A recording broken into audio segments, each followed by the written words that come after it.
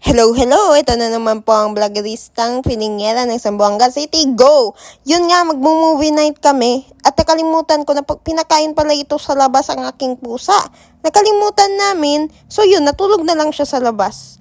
Pero nung sinilip namin, sabi niya, ganun lang, tiningnan lang kami ng pa-cute. Yun nga, at magsa-set up na kami dito sa labas. Kasi sabi ng mother ko, kakain kami sa labas. Hindi naman ako na-inform, sa terrace kami kakain. Sa bagay, kakain sa labas, ay sa labas ng bahay. Ha, gugoy. So yun nga, habang kami nagsa-set up, eto, nagre-reklamo ang isa. Kasi nga, video daw ako ng video, hindi daw ako tumutulong. Ay, hindi yan sunog, wag kayong judger ha. Wag judger kung hindi maganda, charot. Ano yan, tusino yan, masarap yan talaga at nabubuhos namin talaga yan. Sige, video sa Jack Road. So, grabing effort talaga ang mga people. Nagmamap pa talaga itong pamangkin ko. Pero sa bagay, kakain naman kami, tapos magbibideo ako. Dapat perfect sa paningin ng tao. Mapagpanggap. So, syempre, itong ate ko, siyang magluluto ng pagkain. Kaya masarap. Masarap! Tapos sa pagdiskitahan namin tong pabango na ito, hindi ko alam kung ano ang tawag dito. Kayo na lang mag-isip. Ayoko nang mag-isip. Buong buhay ko, pinag-iisip na lang ako sa maling tao. Kaya comment down below kung anong tawag dito para, para may mabigay tayong learnings sa mga tao. Hi!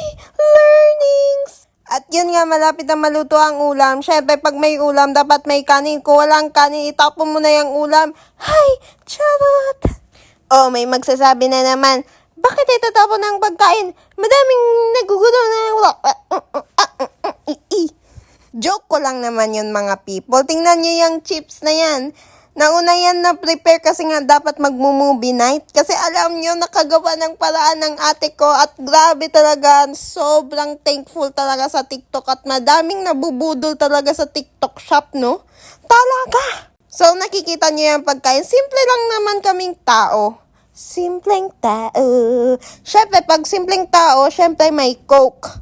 Simpleng tao. So, yun nga, magbabanding-banding muna kami. At kayo din, sana magbanding-banding din kayo magpapamilya. Kasi, I know, you know.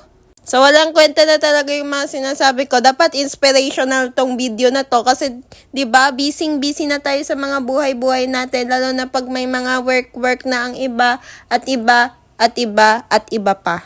So, yun nga, hindi ko na rin alam kung anong sasabihin ko. Ano-ano na lang yung lumalabas sa bunganga ko. Talagang, Pero na-realize ko, kahit anong busy mo, best, dapat makipagbanding ka sa pamilya mo. In the end of the day, ang uuwian mo, pamilya mo. Ulit, sabihin mo, ang uuwian mo, pamilya mo, hindi yung boyfriend mo, ha? So, yun nga, nakauwi ang ate ko at ang pamangkin ko dahil mag-aaral dito. At yun na nga, nagka-movie na talaga. Kasi may Netflix na at pwede na kami manood ng kahit ano. At sakto, lumabas pala ang season 3. At ayoko na talaga. Nakakabisit ang story, ha? Namatay agad yung... So, yun nga, magbanding kayo ng mga pamilya niyo, okay? Wag lang magbanding pati jowa. Okay? Bye-bye!